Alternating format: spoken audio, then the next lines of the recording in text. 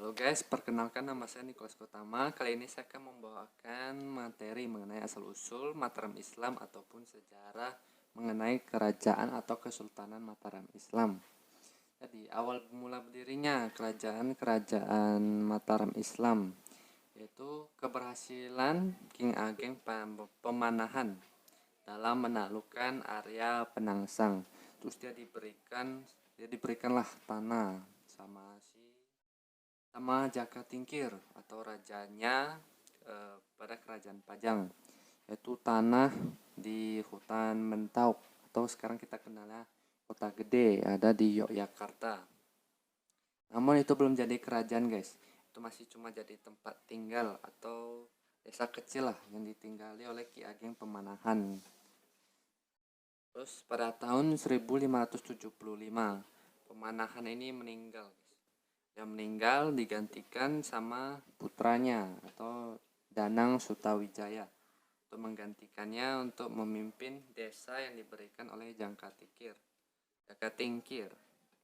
Terus pada tahun 1586, 9 tahun setelah Pemanahan meninggal, Jaka Tingkir juga meninggal.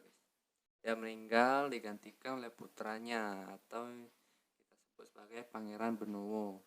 Namun Pangeran Benowo ini nggak bisa guys untuk mengelola kerajaan Pajang, dan dia nggak bisa mengelola dan dia nggak bisa mengatasi pemberontakan yang terjadi di dalam kerajaan Pajang yang dilakukan oleh Arya Panggiri, ya, raja kedua di kerajaan Pajang. Mereka berselisih sehingga terjadi peperangan antara Arya Panggiri dan Pangeran Benowo. Mereka memberontak, Arya Panggiri memberontak kerajaan Pajang yang membuat Pangeran Benowo itu susah lah guys, nggak begitu pandai mengelola. Terus tiba-tiba ada pemberontakan, ya pusing lah. Dia minta bantuan sama anaknya Pemanahan, yaitu Danang Sutawijaya. Danang Sutawijaya membantunya dan membawa pasukan juga untuk membantu Pangeran Benowo mengalahkan Arya Panggiri. Pas Arya Panggiri kalah, Kesultanan Pajang nih kan atau kerajaan Pajang kan jadi miliknya Pangeran Benowo. Pangeran Benowo kasihlah mahkotanya ke Danang Sutawijaya. Jadi otomatis kerajaan Pajang nih udah berakhir masanya karena mahkota atau kepemimpinan dari Pangeran Benowo dikasih ke Danang Sutawijaya. Otomatis kerajaan Pajang diubah menjadi kerajaan Mataram Islam. Itulah awalnya berdiri kerajaan Mataram Islam. Gak sampai di situ, Danang Sutawijaya berserta raja-raja lainnya memperluas wilayah kerajaan Mataram Islam. Hampir seluruh wilayah di Nusantara dikuasai oleh kerajaan Mataram Islam. Terus beberapa wilayahnya seperti ya Jawa Barat, Jawa Timur, Solo, Madiun, Kediri, dan masih banyak kota-kota, ya masih banyak daerah-daerah yang dikuasai oleh kerajaan Mataram Islam. Terus kehidupan ekonominya, karena kerajaan Mataram Islam ini kan terletaknya di kayak pendalaman gitu. Jadi dia mau nggak mau dia harus bertahan hidup, dia mencari jalan usaha melalui pertanian, dan juga dia memiliki pesisir pantai yang cukup luas dengan menguasai daerah Jawa, sehingga hasil utamanya dari pertanian yaitu beras, gula, kapas, dan kelapa. Dan juga kerajaan Mataram Islam ini merupakan pengekspor beras terbesar guys pada masa kerajaan itu. Kenapa kerajaan Mataram Islam menjadi kerajaan sangat kuat dan susah untuk ditaklukkan? Karena kan kekuatan ekonominya sangat tinggi, sangat kuat, dan juga dia merupakan kerajaan dengan penghasilan dari laut yang juga cukup besar. Yaitu dua mata penghasilan terbesar dari kerajaan Mataram Islam, yaitu pertanian dan juga maritim.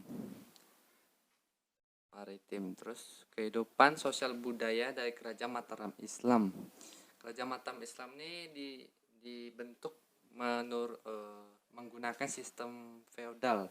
Jadi itu raja-raja dia menguasai, dia memberikan hak tanahnya dan juga jasa keamanan bagi para bawahannya untuk menjaga daerah gitu lah kayak kan. Terus para bawahannya ini membalas budi atau membalas jasa raja dengan cara membayar pajak ataupun membayar jasa militer sehingga sama-sama untung lah ya kan. Nah, sehingga raja ini karena dia kan memberikan hak tanah dan jaminan keamanan, otomatis dia menjadi pemilik tanah dari seluruh kerajaan Mataram Islam berserta seluruh isinya guys. Di dalam kerajaan Mataram Islam terdapat yang namanya Panatagama atau pengatur kehidupan keagamaan. Jadi tugasnya yaitu untuk mengatur kehidupan beragamaan para masyarakatnya, yaitu biar gak recok lah intinya, gak bising, gak saling menghina satu sama lain. Jadi ada yang disebutnya Panatagama atau pengatur kehidupan keagamaan. Terus pada kerajaan Mataram Islam terkenal juga mengenai seni ukirnya, seni ukir, seni lukis, seni patung, dan sastra. Itu salah satu contohnya itu gapura guys. Kalian lihat gapura itu bangunannya simetris, nggak ada mencong kiri, mencong kanan, mencong depan, mencong belakang. Itulah kenapa pada kerajaan Mataram Islam seni ukir, lukis, patung, dan sastranya sangat terkenal guys. Oke, mungkin pembahasan saya cukup sampai sini dulu. Mohon maaf jika ada salah kata atau salah informasi. Saya Nicholas Gotama undur diri. Terima kasih.